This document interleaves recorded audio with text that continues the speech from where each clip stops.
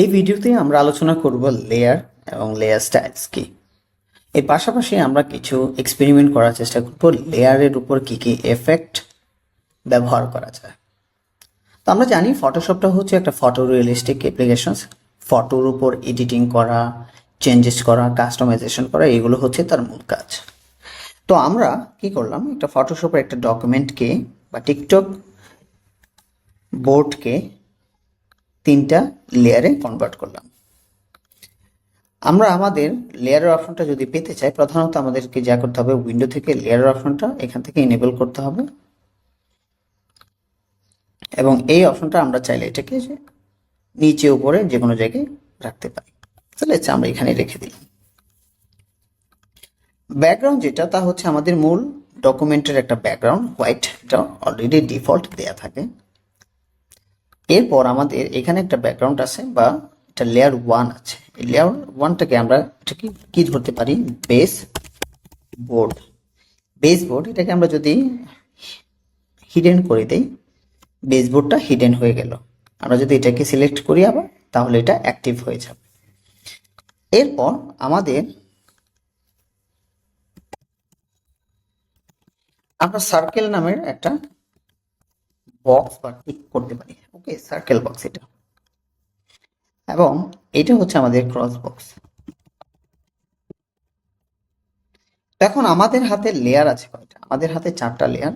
এই 4টা লেয়ার আলাদা আলাদা ইন্ডিভিজুয়াল এই প্রজেক্টটাকে দেখাচ্ছে। আলটিমেটলি কিন্তু পুরো প্রজেক্টটাকে আমরা এক চোখে দেখতে পাচ্ছি যে এটা পুরোটা একটা বোর্ড, কিন্তু এর পেছনে আবার 4টা আলাদা আলাদা লেয়ার দেয়া আছে। এবং এই মুহূর্তে আমরা যেটাকে বুঝে থাকি যে লেয়ার হচ্ছে একটা স্তর বা একটা এলিমেন্টের একটা স্টেজ। আমরা ফটোশপটা এমন সুন্দর করে বিল্ড করা হয়েছে যাতে করে আপনি একটা লেয়ারের উপর আরেকটা লেয়ার, আরেকটা লেয়ারের উপর মাল্টিপল লেয়ার এবং হাজার হাজার কোটি কোটি লেয়ার আপনি এখানে বসাতে পারবেন। যে কোনো প্রফেশনাল ফটোশপ ডকুমেন্ট কেউ যখন ওপেন করবে, তখন তারা আপনার মূল যেই বেসমেন্ট, তা হচ্ছে এই লেয়ার, এই লেয়ারগুলোকে সারা দেখতে চাবে। এখন এই লেয়ারগুলোর উপরে আবার কিছু অ্যাট্রিবিউশন আছে। অ্যাট্রিবিউশনটা কি আমরা একটু জানার চেষ্টা করব। যেমন এইটা একটা লেয়ার, কিন্তু লেয়ার হলেও কি হবে, এটা একটা স্মার্ট লেয়ার। এটাকে আমরা বলে থাকি শেপ লেয়ার। ওকে, শেপ লেয়ারের কাজ কি? শেপ লেয়ারের কাজ হচ্ছে যে আপনি যে শেপটা দিলেন, এটা যেন একটা অবজেক্টের একটা শেপ হিসেবে প্রতিফলিত হয়। ওকে, এবং এখানে একটা কালার দেওয়া আছে, আমরা চাইলে সেই কালারটাকে অ্যাবসোলুট হোয়াইট করে দিতে পারি। ওকে, এবং এখানে যে ক্রসিংটা আছে সেটাকেও আমরা অ্যাবসোলুট গ্রে করে দিতে পারি। তো আমরা এই মুহূর্তে চাচ্ছি না, আমরা ক্রসটাকে কি করব, আমরা ক্রসটাকে একটু ইয়েলোইশ কালারে দিয়ে দিব। ওকে, এবং আমরা এই যে লেয়ারগুলো আছে, লেয়ারের উপর আমরা একটা বেসমেন্ট দাঁড় করাবো। এই যে ডুপ্লিকেট করলাম, এই ডুপ্লিকেটটা আপনি হয়তো এখন চিন্তা করছেন যে ইয়াসিন ভাই এটা কিভাবে ডুপ্লিকেট করলেন। এই ডুপ্লিকেটের কিছু মাধ্যম আছে। প্রথম কথা হচ্ছে আমরা কন্ট্রোল Z দিয়ে আনডু করব। তার মানে হচ্ছে আমরা যে কাজটা করেছি এই কাজটাকে আমরা করতে চাই না, একটু পেছনে ফিরে যেতে চাই। ওকে, ডকুমেন্ট আমরা ধরলাম, লেয়ারটাকে আমরা ডুপ্লিকেট করতে গেলে আমরা লেয়ারটাকে আমরা এখান থেকে রাইট ক্লিক করে ডুপ্লিকেট লেয়ারে ক্লিক করতে পারি এবং লেয়ারের আমরা ক্রস বক্স 2 নামে এটাকে সেভ রাখতে পারি। ওকে, এবং সেভ করার ফলে আমাদের হাতে 2টা ক্রস বক্স হলো। একটা ক্রস বক্সকে আমরা একটু ভিন্ন কালার দিতে চাই। ওকে, আমরা ক্রস বক্সকে এখানে রেখে দিলাম। ওকে, এরপর আমরা আরেকটা মাধ্যমে আমরা এই সার্কেল বক্সটাকে ডুপ্লিকেট করব। আমরা যদি অপশন কিংবা অল্টা ক্রিতে প্রেস করি, তখন দেখা যাবে আমাদের লেয়ারের মূল যে ডকুমেন্টটা সেটার আরেকটা অল্টারনেটিভ বের হয়ে গেছে কিংবা কপি হয়ে গেছে। এখন এই কপি অপশনটাকে আমরা ডাবল ক্লিক করে আমরা 2তে কনভার্ট করে নিতে পারি। ওকে, এরপর আমরা যে ডকুমেন্ট আছে সেই ডকুমেন্টটাকে আবার অল্টাতে প্রেস করব সিলেক্টেড থাকা অবস্থায়। দেখা যাবে আমার মাউসটা 2টা একটা ডুপ্লিকেট মাউস দেখাচ্ছে।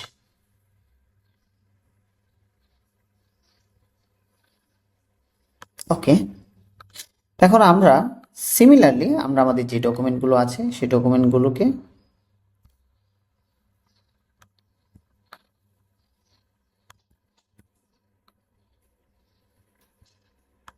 ডুপ্লিকেট করলাম। এবং আলটিমেটলি দেখা গেল যে আমাদের পুরো লেয়ারটা বিভিন্ন লেয়ারে কনভার্ট হয়ে গেছে।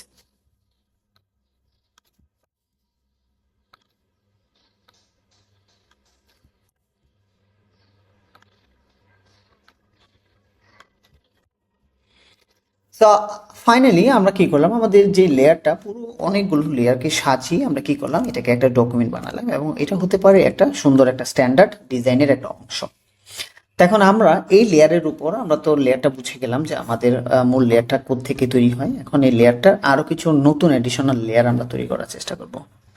প্রধানত আমরা আমাদের লেয়ার উইন্ডোতে যাওয়ার পর এখানে যদি প্লাস চিহ্নে ক্লিক করি আমরা নিউ লেয়ার ক্রিয়েট করতে পারবো এবং লেয়ারটা একদম ট্রান্সপারেন্ট লেয়ার হয়ে গেছে। আমরা এখনো এটাকে দেখে কিছুই বুঝতে পারছি না।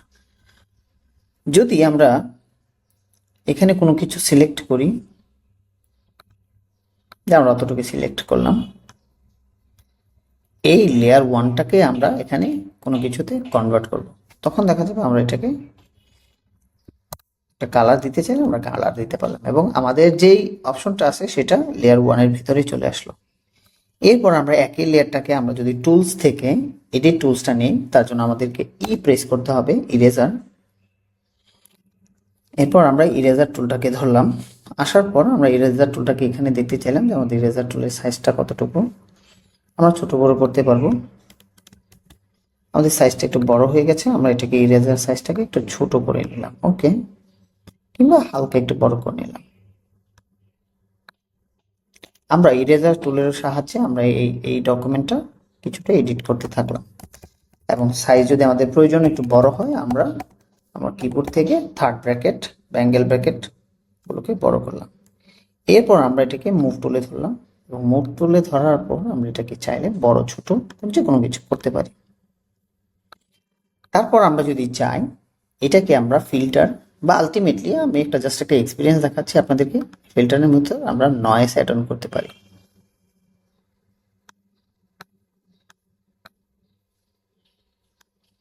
ওকে, এরপর আমরা সেম লেয়ারটাকে ধরে আমরা এটার অপোসিটিটা কমাতে পারি, মানে এটা দেখতে একটু ক্লামজি হবে, একটু অদৃশ্য হয়ে যাবে, এটাকে আমরা অপাসিটি বলে থাকি। এরপর আমরা সেম লেয়ারটাকে আমরা বিভিন্ন স্টাইলে কনভার্ট করে নিতে পারি এবং আলটিমেটলি আমাদের এই যে লেয়ারটা আছে সেই লেয়ারটার আরেকটা ডুপ্লিকেট করে এটাকে কর্নার থেকে ধরে আমরা এটাকে রোটেট করে নিলাম এবং ফাইনালি আমাদের সেম স্টাইলের দুই দিক থেকে একই কালারের একটা ডিজাইন প্যাটার্ন বের হয়ে আসলো। আশা করছি এই লেয়ারের অপশনসগুলো আমরা মোটামুটি বুঝতে পেরেছি। এরপর আমরা যেটা করব যে লেয়ারের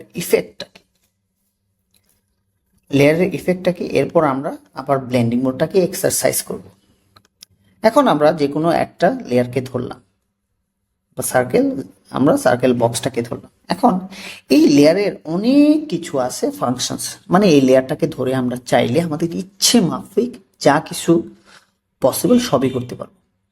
এখন এই লেয়ারটাকে আমরা ধরলাম, আমরা এখানে যদি এফএক্স মেনুটা নোটিস করি দেখা যাবে অ্যাড এ লেয়ার স্টাইল। আমরা এখানে যদি ক্লিক করি দেখা যাবে যে আমাদের এখানে অনেক ফাংশন আছে, blend option, emboss, stroke, satin, colour overlay, gradient. যেমন আমরা গ্রেডিয়েন্ট কালার দিব। গ্রেডিয়েন্ট কালারটা কি? গ্রেডিয়েন্ট কালার হচ্ছে একটা অবস্থার ভেতরে আপনি দুই থেকে মাল্টিপল কালার বা কালারের একটা স্টেজ আপনি এখানে বসাবেন। এখানে অনেকগুলো প্রিসেট দেয়া আছে মাল্টিপল কালারের, গ্রেডিয়েন্ট কালারের। আমরা সেগুলোই থেকে যে কোনো একটা কালার স্টেজ আমরা চুজ করে নেব। আচ্ছা, আমরা এটা নিলাম, ওকে, এবং সেম কালারটাকে আমরা দেখে খুব মজা পাচ্ছি। এখন এরপর যদি আমি চাই যেখানে আমরা একটা প্যাটার্ন দিব, আমরা চাইলে সেই প্যাটার্নটা দিতে পারি, কিন্তু গ্রেডিয়েন্ট কালারটাকে আমাদের অফ করে দিতে হবে। এবং প্যাটার্নটাও এখানে অনেকগুলো প্যাটার্ন আছে, আমরা কি দিব, কিরকম প্রয়োজন সেটা ডিপেন্ড করবে। আচ্ছা, আমরা এই মুহূর্তে এই প্যাটার্নটাই রাখব। প্যাটার্নের স্কেল, সাইজ, ফিচার সব কিছু চেঞ্জ করা যেতে পারে, ওকে। এরপর আমরা সিমিলার প্যাটার্নের আরো কিছু কাজ করতে পারি। এখন আমি একটা অবজেক্টের একটা অদৃশ্য ফিডব্যাক দেখাচ্ছি। যেমন ধরুন আমি এইখানে গেলাম এই অবজেক্টটা ধরতে বা এটা ধরবো ব্যাকগ্রাউন্ডটা, কিন্তু আমি ধরতে পারছি না, কারণ এর উপর আমার একটা কালার ওভারলে চলে আসতেছে। এখন এই কালার ওভারলেটাকে আমি চাইলে এখানে লক করতে পারি। লক করা মানে হচ্ছে এই কালার ওভারলেটা আর ধরতে পারবো না, এটা ছাড়া বাকি সব ধরতে পারবো। এই আনলক করতে গেলে আবার এখানে ক্লিক করলে আমার ওভারলেটা আনলক হয়ে যাবে। আশা করছি লকিং সিস্টেমটা আপনারা প্রপারলি বুঝতে পেরেছেন। আমরা দুইটা ওভারলেকে লক করে দিলে আমাদের জন্য সুটেবল হবে। এরপর আমরা আবার এটাকে ধরে এফএক্স থেকে আমরা প্যাটার্ন দিতে পারি। এইবার আমরা নতুন আরেকটা প্যাটার্ন দিব। ফাইন। এইভাবে আমরা বিভিন্ন স্টাইল, যেমন আমরা এখানে যদি ড্রপ শ্যাডো দিই, ড্রপ শ্যাডো দিলে মানে হচ্ছে আমরা যে অবজেক্টটাকে নিয়ে কাজ করছি তার বাহিরে কিছু এক্সেসিভ এরিয়া দেয়া। আমরা এর বাহিরে একটু সাদা করে কিছু শ্যাডো দিলাম। এরপর আমরা এটাকে চাইলে আবার স্ট্রোকও দিতে পারি।